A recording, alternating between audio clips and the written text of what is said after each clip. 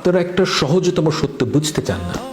এই যে কোটি কোটি মুসলমান আপনাদেরকে রক্ষা করতে চায়, এর কারণ জন স্টুয়ার্ট মিল না, বাংলাদেশের সংবিধান না, এর কারণ যে সেই মুসলমান।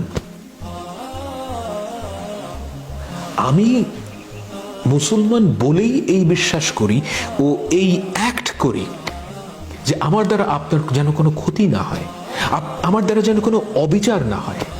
আমি জানি না যে আল্লাহর কাছে আপনি পছন্দনীয় না আমি। এই হিউমিলিটি আমাকে বাংলাদেশের সংবিধান দেয় নাই, ইসলাম দিয়েছে। কথাটা আমার একার না, লক্ষ লক্ষ মানুষের। হিন্দু সম্প্রদায়ের মানুষরা মনে করেন যে একজন মুসলমান যে একজন হিন্দুকে ভালোবাসতে পারে, এর একমাত্র অজুহাত হলো যে আমি বাঙালি। এই ধারণাটা বিপজ্জনক ও ক্ষতিকর। আমি যে মুসলমান হওয়ার কারণেই আপনাকে ভালোবাসি, এই চিন্তাটাই আপনাদের মাথায় আসে না। আমার মুসলমান থাকাটা আসলে আপনার জন্য লাভজনক। Try to recognise this.